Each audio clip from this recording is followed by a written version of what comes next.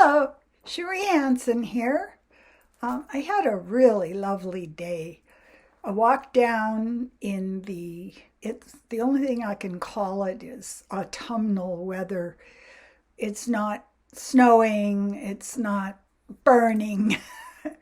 It's one of those gentle seasons where it has decided to not just get all up in your face and go, I'm here. You can ignore me if you want, but it's really pretty if you pay attention. Um, I went down to the Quaker meeting and sat silence with the other beautiful people that were there. And on my way there, I've been gnawing on the hard tack of the issue of choice, surrender, goals, relax, just the entire possibilities of how to walk the path. And what came to me was the thought of choose your own adventure. Choose your own adventure. How do we live this life when we have so many decisions to make? How do we live this life when we see so many versions of reality being beamed at us? It's like the Truman Show. Really, honestly, what do we believe? How do we hold ourselves responsible in our actions and our thoughts gently without squeezing the life out of ourselves? Self-discipline, that whole issue. And so I was thinking about how there was one of my BritBox shows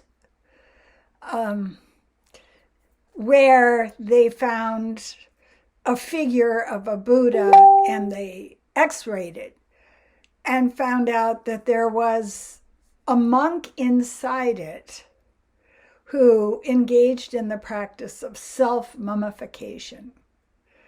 This is, there are extremists everywhere. There's going out on a limb and there's just hanging yourself from a limb. We have to understand that these extremists do not tell us about the entire group and its practice.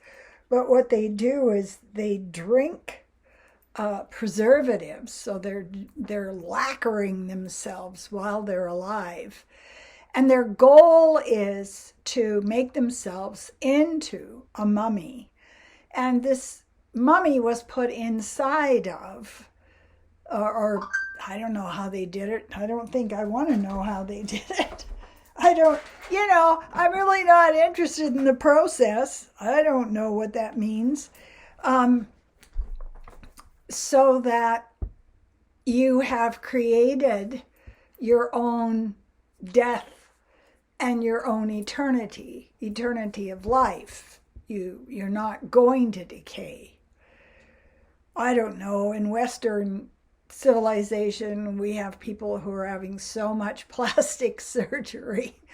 I'm just thinking, it can't be too critical because I can see that going on all around if I get implants and plastic surgery and just become this statue.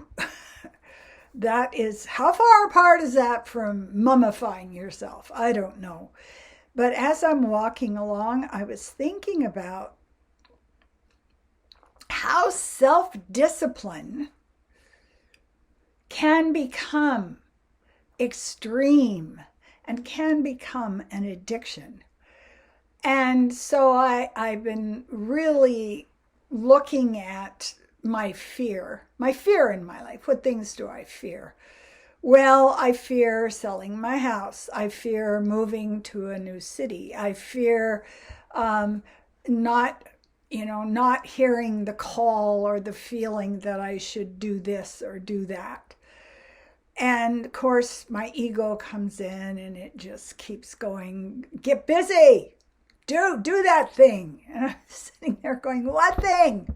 I don't know, what thing is it? And I'm walking along and I'm thinking about, one of the teachers said, write down on a piece of paper the things that you want in your life. And I was thinking, I want to sing. I want to use my words to help people, to teach people. I want to dance. I want to have a beautiful environment around me. I want to have a mastermind group of, I don't care how long they've been dead. Can be an angel, can be a, 5 generations back grandmother. I don't know, I'm calling them in. To be in a place where the joy and the pursuit of contentment are not two separate things. There it is. So what I have done is I have been in a place where the pursuit of contentment and peace means accepting things as they are, not struggling, not fighting, not hating, not reacting. But it comes to a place where, yes, I'm good at that. But what about the other side of this, about embracing joy? And God knows I don't want to be spontaneous, because I have this history of living with people who are spontaneous. It's like Game of Thrones. And I was like,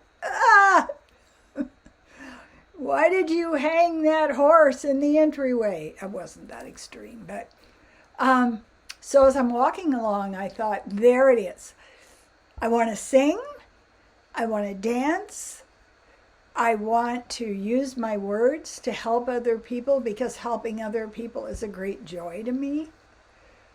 And I want to trust myself more to understand what is showing up in front of me that will help me grow, instead of being shut down and disciplined. And so I went to the Quaker meeting and we sat silent meditation. And then one of the people started to sing a Pete Seeger song. And we all joined in, and I'm just chuckling. I'm going, see that? You asked to sing. Why didn't you ask for that before? No, don't criticize yourself. And I realized that walking is very important to me, because it's a form of dance. It's a form of feeling my body move through space, of feeling the air, of feeling things passing me, of feeling a sense of power and moving forward. And that is something that makes me feel very free, very free. You can just go for a walk for no reason. Track your steps, though. And the other one is the writing. I'm realizing that what I need to do with my writing is let go. Stop holding on. Stop trying to edit it until it's dead. It's kind of the people who are frozen to death, but they're still alive. Maybe they can resuscitate me. And so this is something that I'm really working on now, is I'm working on not trying, well, let's leave it there, not trying. What if I'm not trying? What if I'm in a place where I'm just exploring? I'm just on an adventure. It's an adventure. And the thing that comes to me when I go on these adventures is I am alone. I am with my quirky self. I have an incredibly weird sense of humor. I will laugh at myself for things that I think. And I really enjoy my company. It's like the best travel companion ever. I'm just seeing surreal things. And when we walked yesterday, and the person had two cute little dogs in workout suits, I was just thrilled. I'm going, yeah, you get that workout clothing on, and then you really feel like going for a walk. It was a multi-layered amusement. So this is something I think we've come to right now, is how can you live without being brittle, without being someone who's so desiccated and dried and committed to an old system that's been dead for the last 2 years, that you don't feel the joy of the chaos. One of those things, I have a neighbor that really loves storms, and he always goes outside to stand in them. And I was thinking, that's the spirit I'm looking for. Can I just stand in this, 70-mile-an-hour wind and enjoy it, and not be in a place where I'm so terrified of anything that is different? And we're really being pushed into that lesson now. If it isn't a continuance of our experience, we're terrified of it. Well, your soup is going to be pretty boring if that's the recipe for it. Try throwing some stuff in there, some spices you've never used before. Stir it around and taste that. So that's where I am right now. I am really working on seeing how you can mummify yourself if you have your same beliefs, your old beliefs, and you're trying to reinstall the past, because we can't rely on that anymore. It's over. And it's up to us to choose whether this adventure is one of growth, is one of excitement, is one of upgrading, or if it is sheer terror. So that came to me today, and bless the woman at the meeting who started singing this song. So I was just like, I almost started crying. I could just feel my heart going like, oh my God, there it is. You ask, and 20 minutes later, there it is. I want to say this to you, and I want you to really hear it.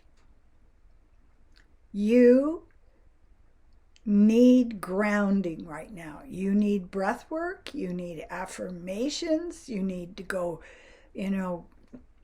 grab a tree, walk by water. You're not an automaton. You're not AI. You're not a robot. You're a living, organic human being. And you need to be grounded and supported as we go through the next year and a half, because it's gonna be a doozer. Thank you so much for the people who are subscribing. Do subscribe if you haven't so far. I share with you my journey, my lessons, what I'm seeing in myself, what I'm seeing in the field, just to let you know that there are other ways of reacting rather than turning yourself into a mummy or being so brittle that you crack down the middle. So brittle you crack down the middle. I love that when the rhyme comes up. And if you want a channeled reading, if you want to form a contract with yourself, with your future higher self, you want to get there, I can help you. Get a hold of me and I can work remotely. I want to say again, as I always do, I appreciate you.